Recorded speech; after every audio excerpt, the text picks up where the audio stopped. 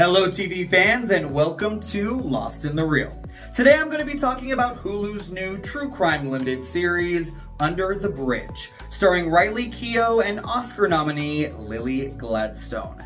How does this show stack up against the rest in the oversaturated true crime genre? Let's talk about it.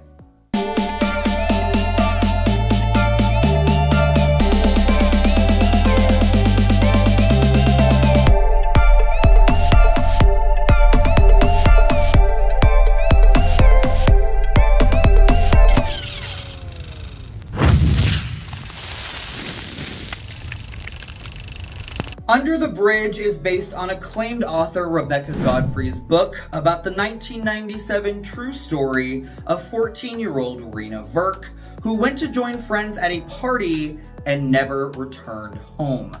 Through the eyes of Godfrey and a local police officer, the series takes us into the hidden world of the young girls and boy accused of the murder, revealing startling truths about the unlikely killer.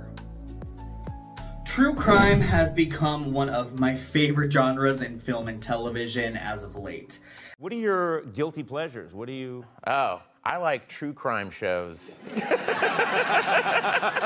As I get older, a fascination with the dark side of the human psyche has really begun to intrigue me. And the empath side of me always hurts for the victims and their loved ones, while I appreciate getting to see their stories be honored. And everyone also loves a good whodunit too, right? With Hulu's ambitious new 8-part limited series Under the Bridge, the mystery of whodunit is not the point, but it's the delving into the stories and psyche of all involved that it really cares about. This will piss off viewers who watch true crime to merely sleuth and solve a murder, while it will surely satiate the hunger for fans of this genre who are fascinated with why these horrible acts happen in the first place. In fact, not to give too much away, but the identity of the murderer is revealed in episode 3 out of 8. That means a lot of the air of mystery that many of these shows rely on has completely dissipated, not even halfway through.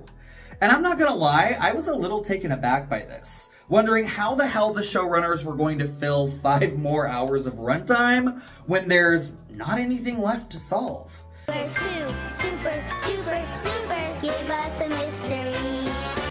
And then episode 4 happened, which I think is one of the strongest of the series.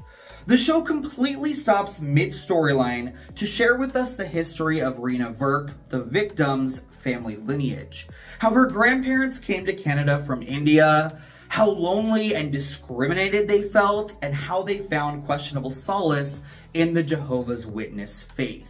It then follows her parents as well, as they stray from their parents' wishes to be together at all costs.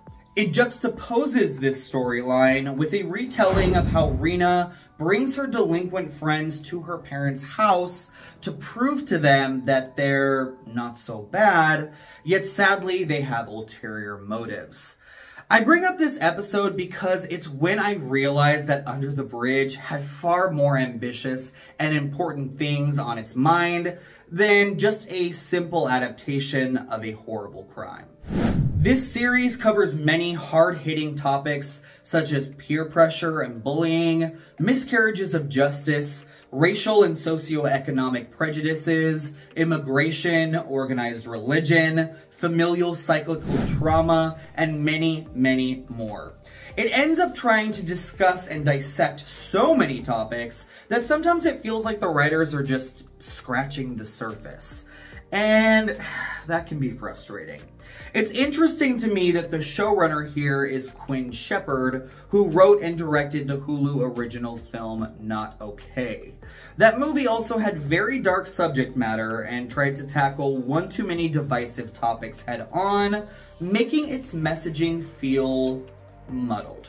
One can only hope that Shepard can hone in all of the important things she has to say and say them more loudly and proudly in her future projects. But also, just as I felt with that film, I admire Under the Bridge for having the cojones in the first place to even try and start a conversation about all of these topics. Just as I felt that the show was losing its steam and had nowhere to go, its final 2 episodes breathed new life into the proceedings. This is when the court case is happening, and while I usually find this section of these shows to be the most tedious, here I found it to be the most illuminating. We finally get into the minds of all of these characters, seeing them for who they really are for the first time and why they did what they did.